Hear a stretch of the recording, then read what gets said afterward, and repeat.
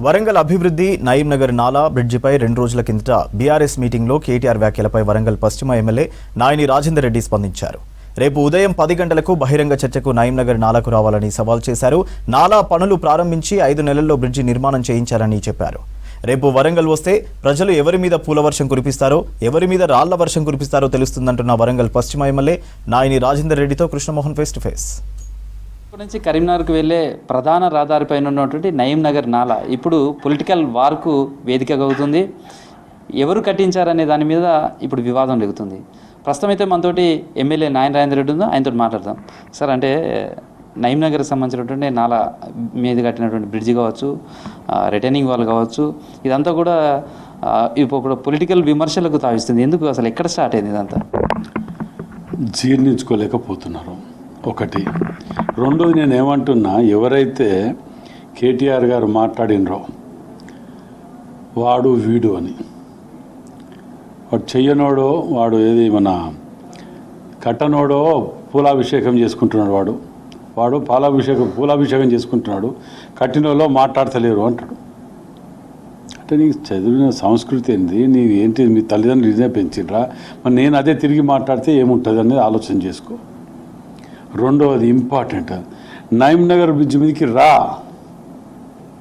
ఆడ పబ్లిక్ నా మీద పూలు చల్లిన వాళ్ళు ఉన్నారు కదా, నియోజకవర్గ ప్రజలు కానీ నయీం నగర్ ప్రజలు కానీ, వాళ్ళని పిలుద్దాం. ఎవరు తీసుకొచ్చి కట్టారు, మీ హయాంలో కట్టామా, నా హయాంలో కట్టినా, కూలగొట్టిన డేట్లకి వెళ్ళక మొదలు పెడతాం. మీ మీడియా అంటున్నారు కదా, మీ మీడియా అంతా సాక్షి అనే కొబ్బరికాయ కొట్టి కూలగొట్టించి కొత్తగా కట్టించింది మీరే సాక్షి. నాకు ఇంతకంటే ఇంకేం కావాలి అంటే? మరి ఏమన్నా పొద్దుగానే తాగినోడో మరి ఏందో మాట్లాడేటప్పుడు మరి కళలు అంటారు అందరూ.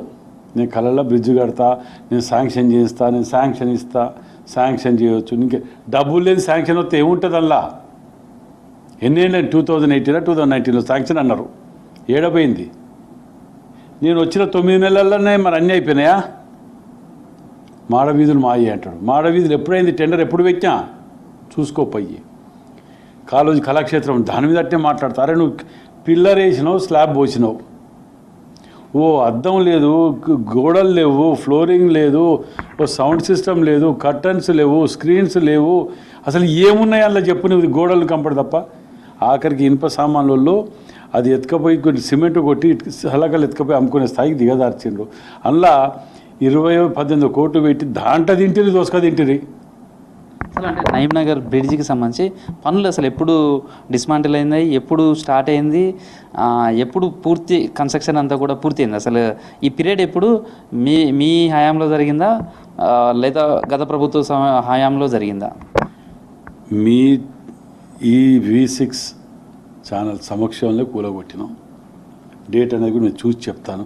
మా గవర్నమెంట్ వచ్చినాక 2-3 నెలలకు మేము గతంలో వీళ్ళు పెట్టిన అన్నీ కూడా ఫ్రాడ్ కింద వేసేసి అన్నీ క్యాన్సిల్ చేసిన వర్క్స్. అప్పుడు నేను కొన్ని సెలెక్ట్ చేసి నయీం నగర్ దాన్ని మార్చి అది మనకి ఇమ్మీడియట్ కావాలి అని చెప్పి నేను మళ్ళీ ఫండ్ని శాంక్షన్ చేసుకొని చేయించుకొని ముఖ్యమంత్రి గారిని మాట్లాడుకుంటే రేవంత్ రెడ్డి గారు ఇస్తే దాన్ని మేము అక్కడ ఉండి కలెక్టర్ గారు, పాత కలెక్టర్ గారు ఉండే కదా పట్నాయక్ గారు మీ అందరు సమీక్షంలో జిల్లా నాయకులందరినీ పిలిచిన, బీజేపీ నాయకులు కూడా వచ్చిన అక్కడికి.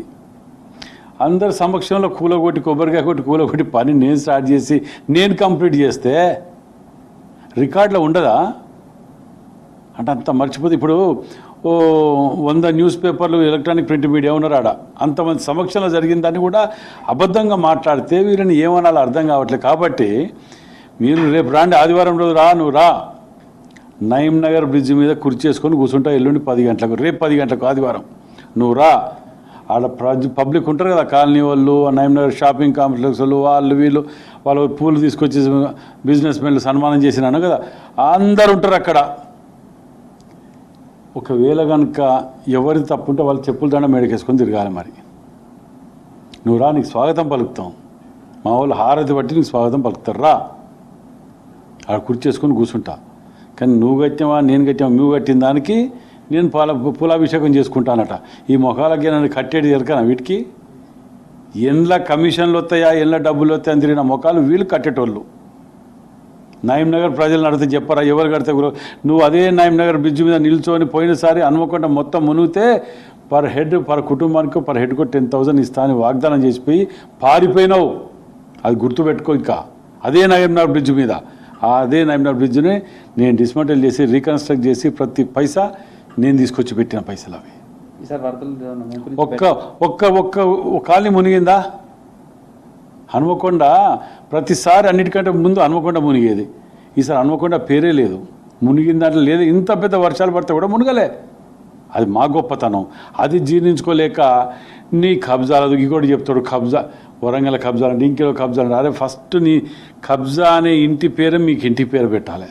మీ పేరు కల్వకుంటలో దాస్యమో తీసేసి మీకు కబ్జా దాస్యం పన వినయ్ భాస్కర్ పెట్టాలి. కబ్జా మన ఏది వెంకటరావు ఇది పెట్టాలి, రామారావు. నీకు ఎన్ని పేర్లు పెట్టినా తక్కువనే మీకు, మీరు చేసిన పాపాలకు. తల్లి లాంటి పార్టీని కూడా మీరు కబ్జా పెట్టిన ఆఫీసులకు బందీ చేసారు. నేను ఒక్కటి అడుగుతాను, పబ్లిక్ రిప్రజెంటేటివ్, పబ్లిక్ ఎన్ని కాబడిన కేటీఆర్, నేను అనబుద్ధి అయితేలే, నువ్వు వాడు వీడిని మాట్లాడిన తర్వాత అనబుద్ధి అయితేలే. నిన్ను ఒకటి అడుగుతానా, గత 7-8 ఏళ్ళకి వెళ్ళి నీ బీఆర్ఎస్ ఆఫీస్కు ట్యాక్స్ ఎందుకు కడతలేవు? పబ్లిక్ సొమ్ముని ఎందుకు ఇది చేస్తున్నావు? దానికి జవాబు చెప్పు. దానికి తాడున్నదా? నేను అడిగిన వాటికి దానికి ఒక్కదానికి జవాబు చెప్పు. నువ్వు నిజంగా ఇదైతే లీడరు అయితే, నువ్వు పొలిటీషియన్ అయితే నేను అడిగిన వాటికి జవాబు చెప్పు. నీ ధైర్యం దమ్ము ఉంటే నయీం నగర్ బ్రిడ్జ్కి అడిగిరా. నువ్వు కట్టినా అంటే ఒక్కరితో అనిపి నేను చెప్పుదాన్ని మెడికల్ నేను కట్టించిన అని చెప్తే నువ్వు చేసుకొని తిరుగుతావా? రేపు ఎవరు ఈ చర్చకు వస్తారు? రేపు నయీం నగర్ బ్రిడ్జి మీద ఏం జరగబోతుందో రేపు చూద్దాం.